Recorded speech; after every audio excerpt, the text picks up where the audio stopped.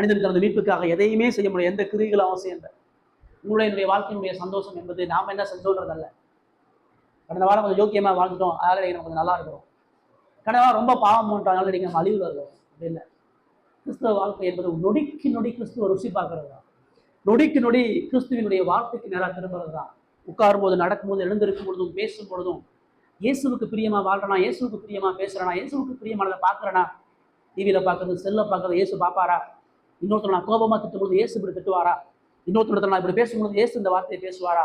இன்னொரு இடத்துல உட்காரும் பொழுது இயேசு இங்கே உட்காருவாரா? இப்படிப்பட்ட சிந்தை, அதுதான் இயேசுவோட இணைந்து வாழ்கிற வாழ்க்கை.